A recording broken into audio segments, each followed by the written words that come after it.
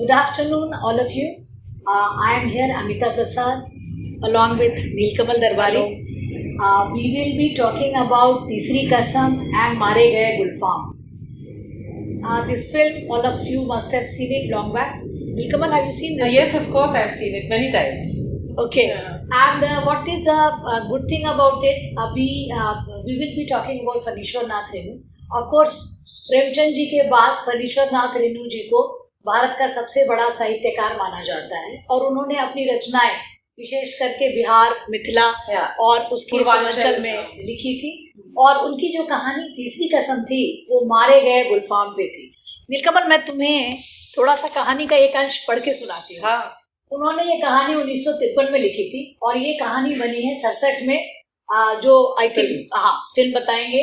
तो मैं 2-4 लाइन उनकी जो पढ़ के सुनाती हूँ, जो मुझे बहुत अच्छा लगता है। इसमें 2 कस्में खाई हैं उसने, एक चोर बाजारी का माल नहीं ला देंगे और दूसरी बांस। अपने हर भाईचारे के पहले वो पूछ लेता है, चोरी चमारी वाली चीज तो नहीं है? और बांस लादने के 50 रुपया भी अगर कोई देगा तो उसमें नहीं जाएगा। तो ये 2 कस्में उसने खाई और फिर तीसरी कसम, हम उसके बारे में बात करते हैं। अब तुम जरा बताओ हमें फिल्मों के बारे में। ये जो कहानी है तीसरी कसम की, जो फणीश्वर नाथ रेणु की कहानी मारे गए गुलफाम पे आधारित है, शीर्षक से एक जिज्ञासा उत्पन्न होती है कि पहली और दूसरी कसम क्या थी और ये तीसरी कसम क्या है। तो तीसरी कसम तक पहुंचने के लिए आपको पहले पूरी कहानी पढ़नी पड़ेगी या पूरी फिल्म देखनी पड़ेगी, तब जाके आभास होता है कि तीसरी कसम क्या है। लेकिन ये बिल्कुल स्पष्ट है कि ये पूर्वांचल की एक जीवन शैली, पूर्वांचल में रहने वाले लोगों की जो सामाजिक परिस्थितियां हैं उसके ऊपर की गई बहुत अच्छी एक टिप्पणी है। चाहे हम कहानी के रूप में देखते हैं इसको, चाहे हम इसको मूवी के रूप में देखते हैं, पूर्वांचल की जिंदगी का एक अच्छा चित्रण इसमें किया गया है। और खास तौर पे इसमें एक ग्रामीण परिप्रेक्ष्य में जो हमारा हीरो है हीरामन, उसने अपनी जिंदगी के तजुर्बों से क्या सीखा। सीधा सा साधारण सा आदमी है, वो मिडिल एज्ड आदमी है। उसमें फणीश्वर नाथ रेणु उसका वर्णन करते हैं कि वो सांवला सा गठीला बदन वाला व्यक्ति है। हालांकि फिल्म में वो गोरे चिट्टे राज कपूर जी हैं, लेकिन बड़ा अच्छा चित्रण उसका एक चारित्रिक किया गया है कि वो अपने, अगर उसकी वो जो बैलगाड़ी वो हाँकता है तो वो गलत कामों में फंस जाता है, तो वो सीख लेता है कि मैं कभी गलत काम नहीं करूंगा, मैं कभी भी जो है अपने माल में, अपनी गाड़ी में चोरी का माल नहीं ढोऊंगा। कसम खाता हूँ भाजी, फिर कभी चोर बाजारी का माल नहीं ला दूंगा। चोर बाजारी का माल? हाँ भाजी, चोर बाजारी का माल लाद कर जा रहा था, पुलिस ने गाड़ी धर ली। किसी तरह बैलों को बचाकर भाग निकला, नहीं तो 2-3 बरस जेल की चक्की। दुहाई काली मैया की, खबरदार जो फिर कभी तूने ऐसा किया तो। राम राम। फिर एक बार बांस को लेकर ले जाते में उसको एक गलत तजुर्बा हो जाता है, मारपीट हो जाती है, तो वो कसम खा लेता है कि बांस नहीं मैं ढोऊंगा। तो ऐसा क्या तजुर्बा उसको होता है कि वो तीसरी कसम एक और खाता है। तो उसके विषय में हम लोग बात करें, उसके पहले आप बताइए कि कहानी में आपने क्या पाया। यस, सबसे पहली बात तो ये जो कहानी और फिल्म सब में, इसमें अच्छी बात क्या थी कि फणीश्वर नाथ रेणु जी ने दोनों लिखी, कहानी भी लिखी उन्होंने और डायलॉग भी लिखे। तो कहानी का एक बहुत बड़ा अच्छा रहा कि बिल्कुल ही ईमानदारी से वो फिल्म बनी है, कि वो बिल्कुल ही डाइवर्ट नहीं होती है। थोड़ा सा डाइवर्जन कहीं कहीं मिलेगा। दूसरी चीज एक मुझे जो बड़ी अच्छी बात लगी कहानी मारे गए गुलफाम और तीसरी कसम में, कि दोनों के नाम एक है, हीरा और हीरा मन है वो, और एक हीरा बाई है। तो हीरा मन और हीरा बाई में वो कहता है कि आदमी के नाम एक होने में क्या है, हम लोग दोनों बहुत अलग अलग हैं। वो एक मुझे बड़ी अच्छी चीज लगी। तुम्हारा नाम क्या है भैया? मेरा नाम हीरामन है जी, हीरामन। ओह, तब तो मैं भैया नहीं नीता कहूँगी जी। मेरा नाम भी हीरा है ना, जब एक ही नाम होता है तो नीता कहते हैं। औरत और मर्द के नाम में बहुत फर्क होता है। कहाँ है फर्क? मैं भी हीरा, तुम भी हीरा।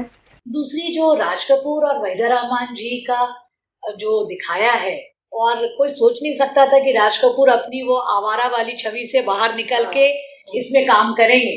तो वो एक बड़ा सुंदर सा, और कहीं भी उनका मैनरिज्म नहीं दिखता है। तो मुझे एक वो अच्छी बात लगी। आपको शायद पता होगा कि इसकी फिल्म की शूटिंग 3 जगह हुई है। एक तो आरके फिल्म स्टूडियो में, और वो जो लाली लाली डोलिया वाला जो है, वो गाने के बारे में हम लोग बात करेंगे, वो राज कपूर के स्टूडियो में हुई थी। और जो बाकी है वो अररिया गांव का है, तो बिल्कुल गाड़ीवान का जो चित्रण है। और तीसरा इनकी शूटिंग मध्य प्रदेश के बीना शहर में हुई थी, तो ये तीनों जगह हुई थी। तो जो राज कपूर का जो चरित्र है, जैसा अभी आपने बताया कि वो एक शाय और इंट्रोवर्ट नहीं है, नहीं, काफी introvert वो नहीं है बोलता actually, रहता है और काफी बातूनी है। हाँ, बातूनी है, गप्पी है वो बिल्कुल, जिसको गप्पी बोलते हैं। तो अब बड़ी जल्दी हमें पता चल जाता है कि उसकी शादी नहीं हुई है। अगर कहानी को देखें, जैसे कहानी क्या है, तो हीरामन है, हीराबाई उतरती है, उसको पता नहीं उसकी गाड़ी में कौन जा रहा है, वो सोचता, अचानक जब उसको देखता है वो बोलता है वो परी है, परी है। पूरी बाबा ये तो परी है। परी कहाँ है परी? जी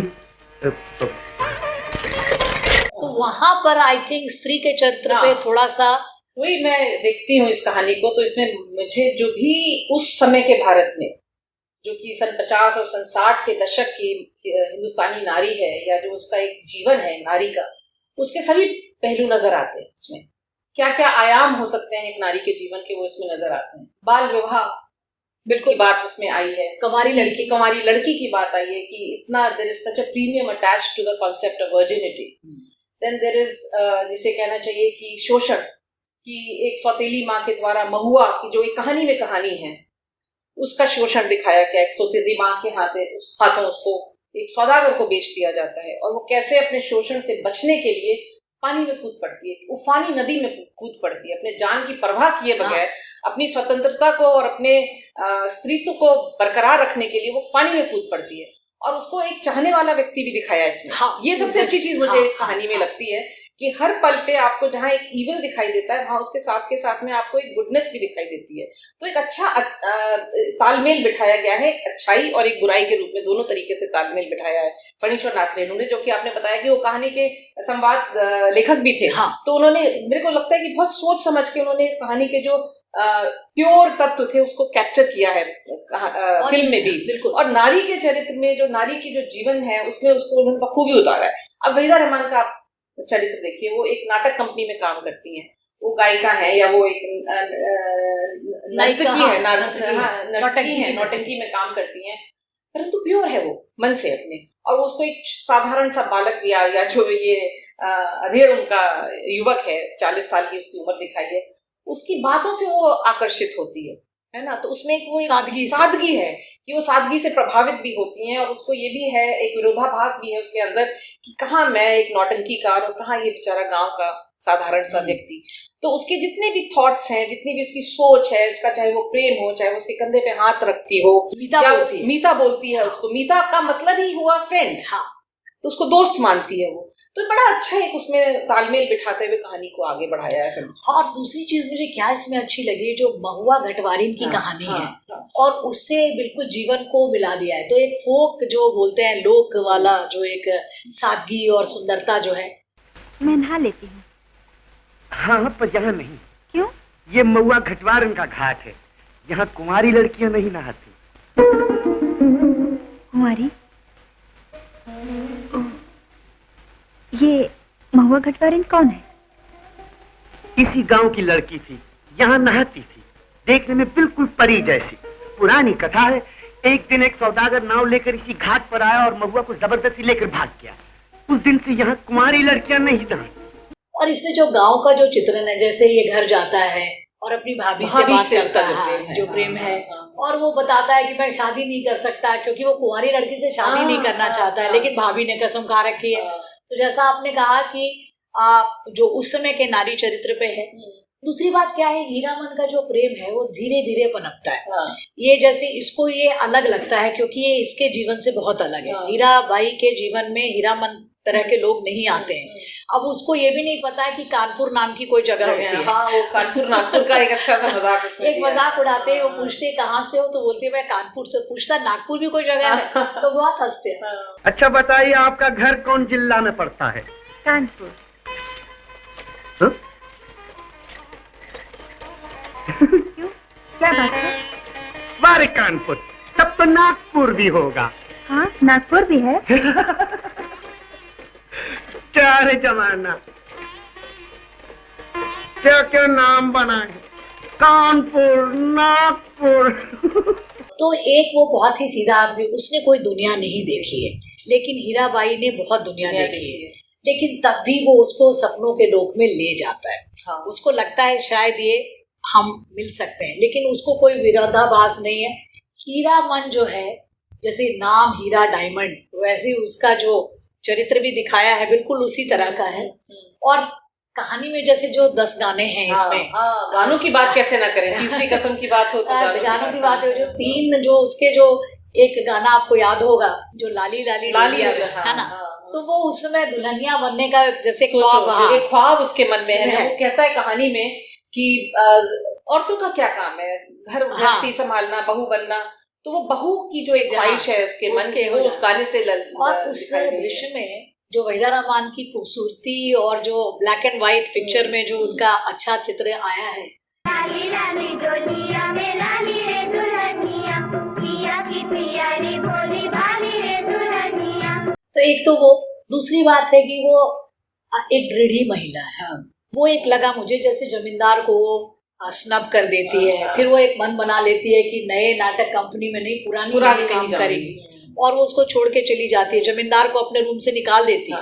वो बोलती है नहीं, मतलब नहीं, अब आप चले जाइए। एक चीज और, मुझे वो जो गाड़ी वालों का एक चुगल था, हाँ, गाड़ी वालों का गैंग एक गैंग था, वो चुगल, वो गाना आपको याद होगा, हाँ। चलत चलत मुसाफिर मोहली हो रही, हाँ, पिंजड़े वाली। हाँ, ये गाना देखिए अपने आप में कितना एलिगोरिकल है। बिल्कुल। लेकिन उसके पहले एक जरा जमींदार वाले प्रकरण पे अगर हम आए, हाँ, तो देखिए कहानी में जमींदार नहीं है, नहीं, ठीक है ना, लेकिन फणीश्वर नाथ रेणु ने ही चूंकि संवाद लिखे हैं। और मैं ये सोचती हूँ कि जब ये कार्य योजना बन रही होगी या स्क्रिप्ट लिखी जा रही होगी इस फिल्म की, तो शैलेंद्र जो कि प्रोड्यूसर थे इस फिल्म के, उनका और फणीश्वर नाथ रेणु जी का जरूर कोई संवाद हुआ होगा इसमें, कि वहीदा रहमान का या हीराबाई का जो हृदय परिवर्तन होता है कि वो वापस चली जाती है, ये कैसे प्रेरित होता है, क्या ट्रिगर है उसके लिए? मुझे लगता है वो जो महुआ गटवारिन की जो कहानी है, उसमें भी एक सौदागर होता है, और उसको मिलाने के लिए शायद ये कैरेक्टर बनाया गया हो। तो चूंकि बिल्कुल सही आपने कहा कि चूंकि वो कहानी में कहानी करके महुआ वाले सौदागर को लाना संभव नहीं दिख रहा होगा,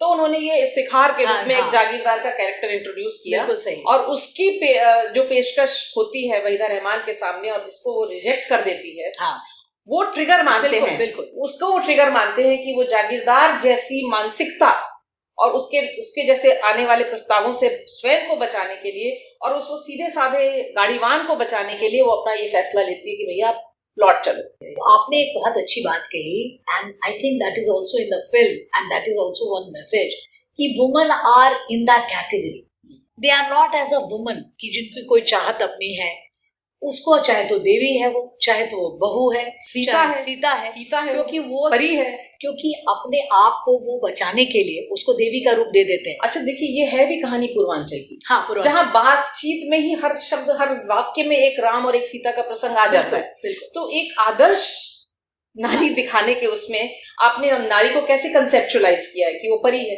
खुशबूदार है, बेला चंपा की उसमें से खुशबू आती है, वो सिया के समान है, किंतु यदि वो नर्तकी है तो वो एक बदचलन औरत भी हो सकती है, और वो कहीं कंपैटिबिलिटी नहीं आती दोनों इमेज में। लेकिन हीरामन थोड़ा बहुत समझ जाता है, और वो घर भी चला जाता है, उसको थोड़ा सा लग जाता है कि शायद मैं वहां पे इतना नहीं कर पाऊंगा या मैं उसको नहीं बचा पाऊंगा, सबसे झगड़ा भी मोल ले लेता है।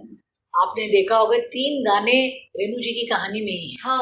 वहीं से सीधे कहानी से ले ली, जैसे लाली लाली और उसमें शायद हसरत जयपुरी ने उसको आगे डेवलप किया है, बिल्कुल लिरिक्स को। अच्छा, एक चीज मुझे इसमें एक ताज्जुब की बात ये लगी कि गाने तो 10 हैं, 159 मिनट्स की फिल्म में 40 मिनट के गाने ही हैं, और हर समय वो गाने बड़े खूबसूरती से फिल्म, और आज तक भी वो फेमस है, खास करके दुनिया बनाने वाले। कितना देखिए इस कहानी का, इस फिल्म का और इस कहानी का जो एक फिलोसॉफिकल कंटेंट है वो इन गानों से दृष्टिगत होता है ना, कि दुनिया बनाने वाले क्या तेरे मन में समाई, काहे को दुनिया बनाई। और फिर वो जो झूठ वाला एक शब्द है उसमें, जो दुनिया बनाने वाले में ही, वो जब वो जाने भी लगती है बैकग्राउंड में वही गाना बजता है, वो जो जाता रहता है वो तो वही गाना बजता है। तो एक दो चीजें उस फिल्म के बारे में जब मैं पढ़ रही थी और सोच रही थी कि हमें बात करनी है, तो एक वाक्य आया इसमें कि वहीदा रहमान ये फिल्म नहीं करना चाहते थे। हाँ, ये यस, हाँ। तो उन्होंने इनको शैलेंद्र जी को मना कर दिया ये कहते हुए कि गुरुदत्त की फिल्म कर रही हूँ। हाँ। तो शैलेंद्र जी ने गुरुदत्त को फोन किया कि आपकी कोई फिल्म बन रही है क्या? बोला नहीं, ऐसा तो कुछ नहीं है। तो फिर वहीदा रहमान जी को उन्होंने कहा कि तुम क्यों नहीं ये फिल्म कर रही हो, फिल्म करो।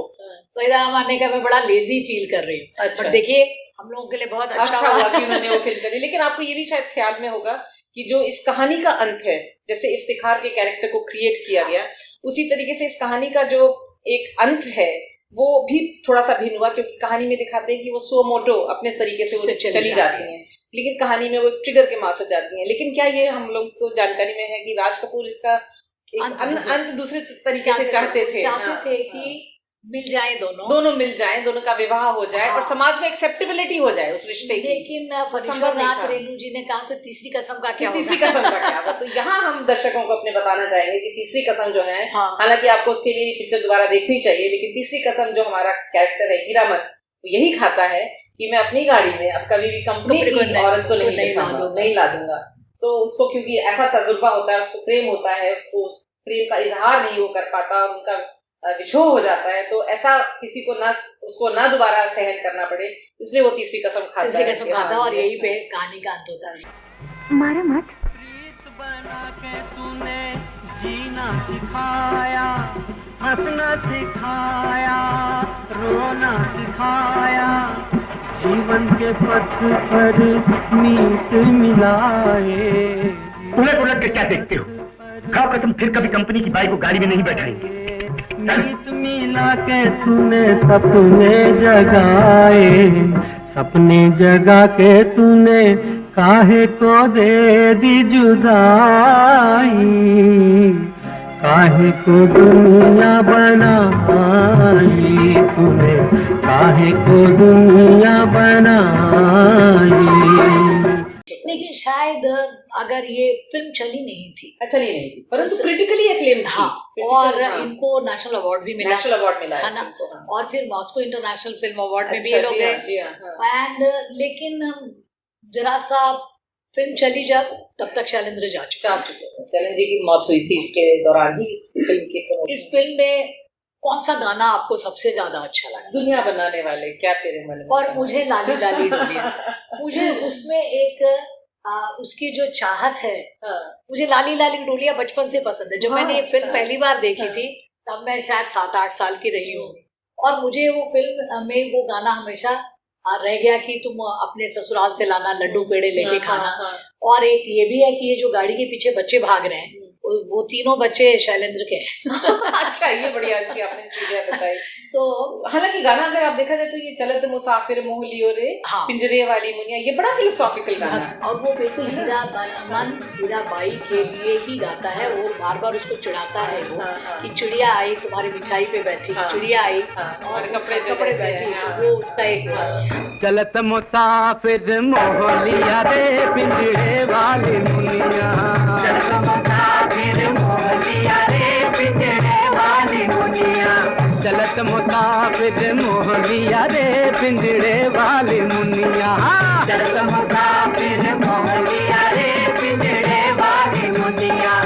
और एक और चीज है, बिल्कुल जो भाषा उधर लोग बोलते हैं पूर्वांचल की भाषा को अच्छे से कैप्चर किया। जैसे मुझे 1-2 डायलॉग में, और आपको भी याद होगा, इस ये कहानी से ही लिया गया है ना। वो राज कपूर बार बार अपनी बात, खुशी का हो चाहे गम का हो, अपने इमोशन को व्यक्त करने के लिए वो इस का प्रयोग करता है। और दूसरी बात, वो जो बार बार ये जो बीता कहती है और बहुत सरल भाषा में बात करते हैं, इन लोगों को अलग भी रहने का मौका मिलता है। वो उसको छूने की भी कोशिश करता है, क्योंकि उसको लगता है वो देवी है, वो तो सोचता ही नहीं है। जैसे कहा कि एक पहलू में बांध के रख दिया।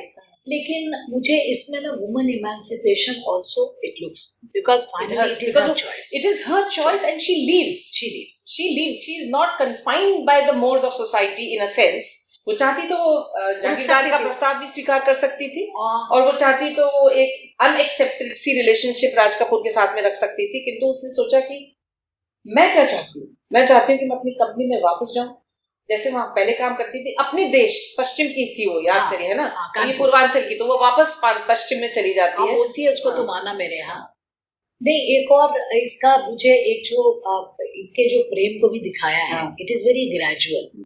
मतलब she starts liking Liking because him. He is not the type who was in her life. हाँ। उसके हीराबाई की जिंदगी में ज्यादातर तो लोग ऐसे आते होंगे जो कि मक्कार जी, उसी जी, तरह के हाँ। लोग आते होंगे, अपना जो फायदा समझ के, एक्सप्लॉइट हाँ, करने हाँ, वाले। हाँ। हीरामन में इतनी ज्यादा क्या बोलेंगे, निर्दोष और एक बिल्कुल सरल ही सरल स्वभाव वाला। हाँ। तो इनका जो प्रेम है वो धीरे धीरे अपना बढ़ता रहता है और बहुत ही अच्छे तरीके से ऊपर से चल के आता है।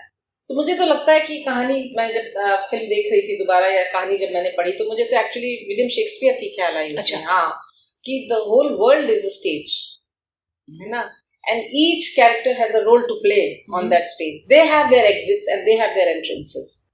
तो इस कहानी में भी यही है, एक नाटक है, ये जीवन ही नाटक है, और उस नाटक में एक और नाटक है ये, और फिर तीसरा नाटक महुआ का है। तो लेयर्स विद इन लेयर्स है। इस फिल्म को देखें चाहे आप कहानी को पढ़ें, तो कई सतहों पर ये फिल्म दिखाई देती है, और वो आती है उसके जीवन में एक बिल्कुल ही मोमेंटरी तरीके से आती है। अगर जीवन का हम अगर 50-70 साल का वहां पे देखें एक लाइफ एक्सपेक्टेंसी को, तो उसमें क्या है, क्षण भिंगुर सा है, एक रिलेशनशिप है, बहुत थोड़ा सा और बहुत थोड़ा सा उसका हिस्सा है उसकी जीवन का, और फिर वो चली जाती है। तो नहीं, और there is an exit, there is an exit, there is an entrance, and there is also a very good line which I think you will remember. He in the story he says मारे गए गुलफाम। मारे गए गुलफाम। ये बहुत एक हाँ, तकिया कलाम type तकिया कलाम है, ये टाइप का तकिया है। कलाम और है। गुलफाम माने सुंदर हाँ, आदमी, हाँ। मारे गए गुलफाम मतलब कि गया काम गया से। काम से। तो ये एक उसको बहुत जो ये ही- प्रेम हुआ, या, और हाँ। लेकिन देखिए बढ़िया चीज मुझे लगी कि कहीं डिजेक्शन नहीं उसका, नहीं फिर भी नहीं, वो खुश होकर चला जाता है, अपनी गाड़ी को लेकर के चला जाता है, तीसरी कसम और खा लेता हूँ मैं भैया, और अब मेरे को कोई गम नहीं। अब इस वही तरीके तो से, है ना, हाँ। जैसे कहते हैं निर्दोष निर्मल, हाँ। निर्मल प्यार, निर्मल प्यार। और क्षण भंगुर भी था, और बहुत तरह से उसमें हुआ। मैं कहानी से एक कुछ आपको पढ़ के सुनाना चाहती हूँ, और फिर आप बताइएगा। ये मैं लास्ट का पढ़ रही हूँ, आप बताइएगा। ये जो रेलवे लाइन की बगल से बैलगाड़ी की कच्ची सड़क गई है, मैं बिल्कुल लास्ट के 4 लाइन पढ़ रही हूँ। उसने उलटकर देखा, बोरे भी नहीं, बांस भी नहीं, बाग भी नहीं, परी देवी सीता मीता हीरा देवी महुआ घटवारी कोई भी नहीं। कोई भी नहीं। मरे हुए मुहूर्तों की गूंगी आवाज मुखर होना चाहती है, हीरामन के होठ हिल रहे हैं, शायद वो तीसरी कसम खा रहा है। कंपनी की औरत की लदनी, हाँ। मतलब वो नहीं ला दूंगा। हीरामन ने हठात अपने दोनों बैलों की झिड़की दी, दुआली से मारते हुए बोला, रेलवे लाइन की उलट पलट क्या कर देखते हो। दोनों बैलों ने कदम खोलकर चाल पकड़ी। हीरामन गुनगुनाने लगा, अजी हाँ, मारे गए गुलफाम। तो यही मुझे सबसे अच्छा लगा कि देखिए जीवन लगा। गतिमान है। हाँ। गतिमान जीवन में कहीं अवरोध नहीं उत्पन्न हुआ, एक तजुर्बा हुआ, उस तजुर्बे से उसने कुछ सीखा और चल पड़ा अपनी जिंदगी में उसके बाद में। हाँ, जैसे वो गाड़ी का देवदास भी जो नहीं- सिंबलिज्म देवदास है, नहीं बन गया वो। हाँ, वो देवदास नहीं बना, वो गाड़ी चल पड़ी, और इधर इसकी बैलगाड़ी चल पड़ी। बिल्कुल। वो अपनी गति से चल रहा है, गांव की ओर जा रहा है, एक रियलाइजेशन उसके अंदर होता है, मारे गए गुलफाम, लेकिन जिंदगी बरकरार है, जिंदगी चलायमान है। मुझे तो इस हिसाब से 1953 में जब ये कहानी रेणु जी ने लिखी होगी, उस जमाने में शायद ये एक्सेप्टेंस नहीं होगा कि बहुत ज्यादा सामाजिक एक डिफरेंस था दोनों में। और फिर अगर वो शादी कर भी लेते तो भौजी को क्या मुंह दिखाता। अच्छा, भौजी ने अलग से कसम खा रखी थी कि वो कुंवारी लड़की लाएंगे। तो मुझे लगता है कि रेणु जी ने उतना रिस्क नहीं लिया कि हाँ, थोड़ा सा कंफॉर्मिस्ट उनका व्यू रहा है इसमें रहा कि समाज में जो है उथल पुथल ना बचे, और एक जो इमोशन था, जो उनका भावनात्मक रुझान था इन दोनों कैरेक्टर्स के प्रति, वो उन्होंने बरकरार रखते हुए कहानी का समापन किया। बिल्कुल। गानों की बात करते हैं नीलकमल, उसमें एक तो चलत मुसाफिर था, एक उसमें जो वो आजा वाला जो गाना गाया है, जो हीरामन नहीं आता, वो भी गाना लता मंगेशकर जी ने बहुत अच्छा गाया, और वो रो रो के गा रही है, कहानी में भी रो रो के ही दिखाते हैं।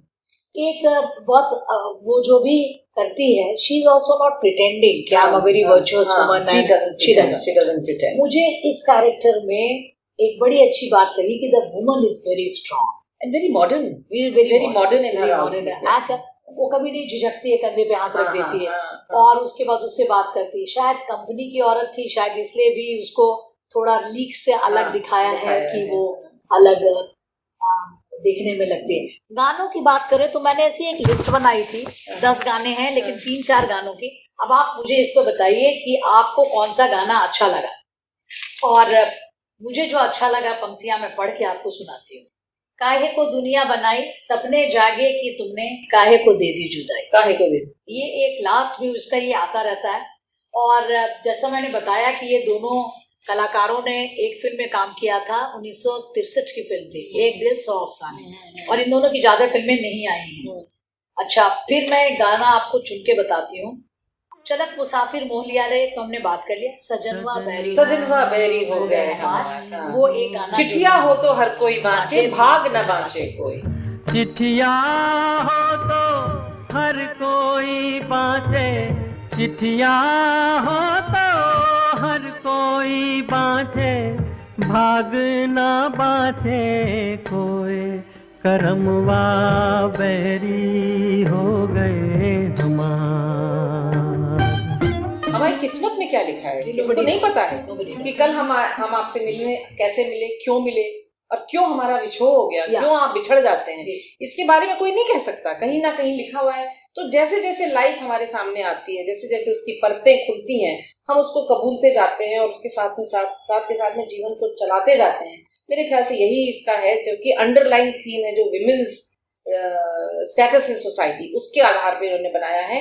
और एक ग्रामीण परिप्रेक्ष्य में ग्रामीण जीवन की सहजता को जो राज कपूर के चरित्र से लाया गया है, मैं सोचती हूँ एक बहुत अच्छा जक्सटेपोजिशन है। और बासु भट्टाचार्य की ये पहली फिल्म थी, और उन्होंने बिल्कुल ही नॉर्मल नेचुरल एक्टिंग करवाई। राज कपूर की कोई मैनरिज्म आपको वहाँ नजर नहीं आता।